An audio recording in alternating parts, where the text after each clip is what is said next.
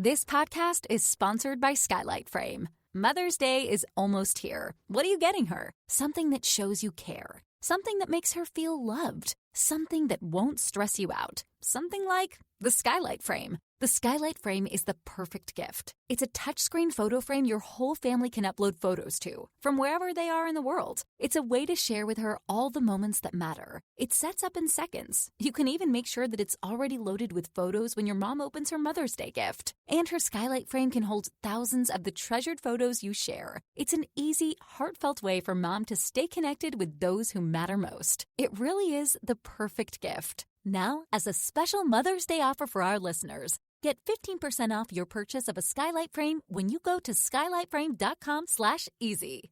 That's SKYLIGHTFRAME.com/easy. Get 15% off your Mother's Day purchase now at skylightframe.com/easy.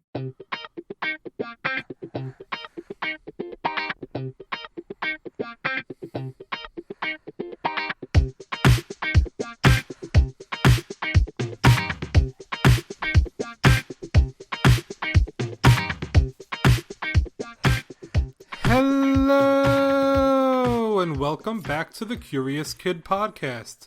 We have a really interesting topic lined up for you this week. This week we're getting curious about volcanoes. I think many of us know what volcanoes are, but depending on where you live or where you've traveled, chances are that many of you have never seen a volcano.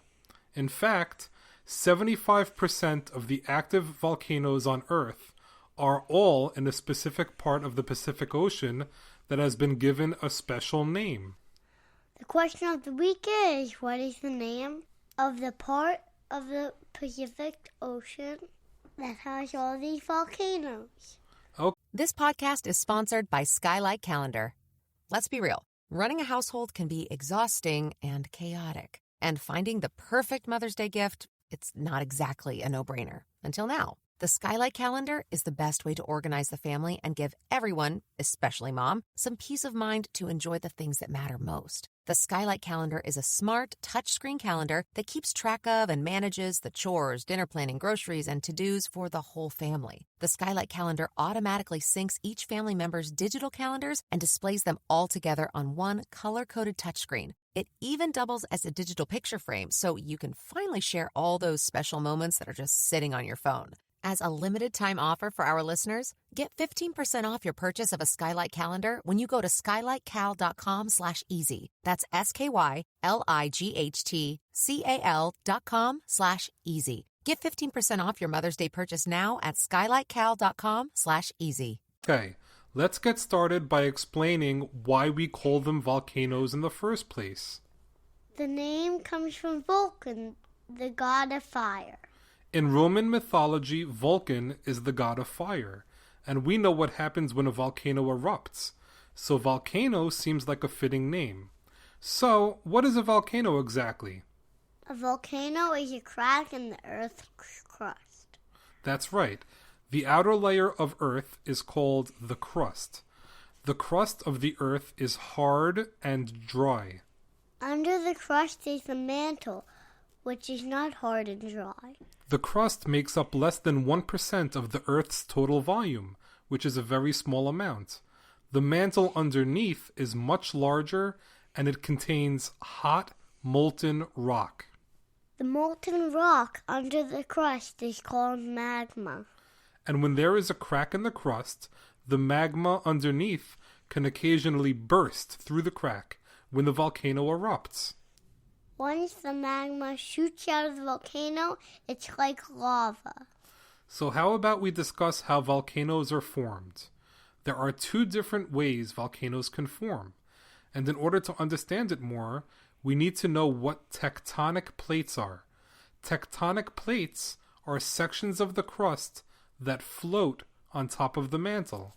The plates float like pieces in a jigsaw puzzle. That's a great way to think of it. But it's not a perfect jigsaw puzzle. Sometimes the tectonic plates break apart and a crack is formed with hot magma flowing underneath, and you have a volcano. Also, the tectonic plates can push against each other, forcing parts of the Earth's crust upward, forming a volcano that also has hot magma churning below. The magma under a volcano is under pressure, and sometimes, when the pressure is really high, the magma is forced out of the crack at the top of the volcano. And that's when you get a volcano eruption. The second way volcanoes can form is from what are called hot spots. This happens when the crust is too thin or the mantle is too hot. And hot spots can occur in areas that are not on edges of tectonic plates. Are all volcanoes the same? No, they're not. Volcanoes can be very different and are usually categorized in two ways. The first is by type, and the second is by how active they are. There are three main types of volcanoes. There are a few others also, but we are going to discuss the most common three. First, there is the shield volcano. Why do you think it's called a shield volcano? Because it has the shape of a shield. It sure does. A very, very big shield. Shield volcanoes are the biggest of all the volcanoes. They are very wide and not so tall. If you've ever been to Hawaii, you've seen a shield volcano. When they erupt, there's usually a gentle lava flow. Shield volcano eruptions are not as violent as the eruptions of other volcanoes. Second, there are cinder cone volcanoes. These are the most common type of volcano, and when they erupt, it is usually very violent with lots of lava shooting out. Cinder cone volcanoes are short and steep. Paracutin volcano in Mexico is one of the best known cinder cone volcanoes. The Paracutin volcano formed suddenly in 1943 in what was previously a cornfield. The last common type of volcano is called a composite volcano. If you picture a volcano in your mind, you are probably picturing a composite volcano. The most famous volcanoes in the world, like Mount Fuji in Japan and Mount St. Helens in Washington State, are examples of composite volcanoes. Their eruptions are explosive and violent and include very little lava. Rock, ash, and gas come out of these volcanoes when they erupt. Yikes, that's very dangerous.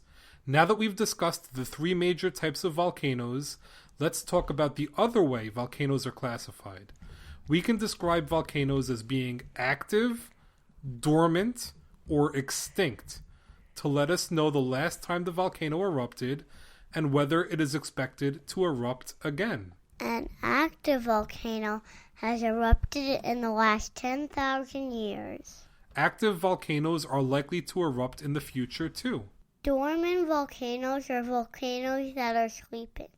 By sleeping, we mean that a dormant volcano has not erupted in the last 10,000 years. These volcanoes are also likely to wake up and erupt again in the future. Volcanoes can also be extinct. As you can probably guess, extinct volcanoes are never expected to erupt again. Surprise! Extinct volcanoes have erupted before. That's true. Volcanoes are unpredictable, so these activity categories are not perfect. So don't assume that an extinct volcano can't erupt, because they occasionally do erupt. Do people have to be worried about volcanoes? Some people do. There are some people that live within the danger zone surrounding an active volcano. 350 million people worldwide, or about 5% of the worldwide population, live in these areas. Did you know that volcanoes don't always have to be on land? That's really interesting. Volcanoes can exist in water. There are volcanoes on the ocean floor. There are about 1,900 active volcanoes on Earth. That's a whole lot, and many of them are in the same area. About 90% of the volcanoes on Earth exist in this major area in the basin of the Pacific Ocean. The area has a special name. Olivia, why don't you tell everyone the answer to the question of the week? The area where all these volcanoes are is called the Ring of Fire. That's an interesting name, but I don't like the name much, and I'll tell you why. When you think of the word ring, what shape comes to mind? I think of a circle because rings are shaped like a circle. Exactly, but the Ring of Fire is not a complete circle. It's actually horseshoe shaped, so perhaps it should be called the Horseshoe of Fire. There are also a lot of earthquakes in the Ring of Fire. It's a very volatile area. About 90% of the world's earthquakes happen around the Ring of Fire, and 22 of the top 25 largest volcanic eruptions happened there too. It's a very large area. The horseshoe measures about 25,000 miles, or 40,000 kilometers, but there are a lot of volcanoes and earthquakes in that region, even for the large area. Volcanoes are so interesting. I know. Where we live in New Jersey, we don't have volcanoes, so it's always fun to learn about something you are not very familiar with. Well, that's a wrap for this episode. Thanks for listening to this week's podcast, episode 36 on volcanoes. Great job, Olivia. Do you love our podcast?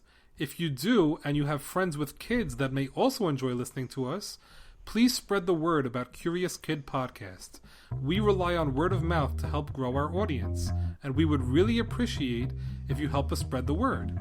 Feel free to direct your friends to Facebook and Instagram where they can follow us, or simply tell them to subscribe to Curious Kid Podcast wherever they listen to podcasts. We are always looking for episode topic suggestions, so drop us a line at CuriousKidPodcast@gmail.com to let us know what you are curious about. Please include your name, age, and hometown so we can thank you. As always, thank you so much for listening and getting curious with us.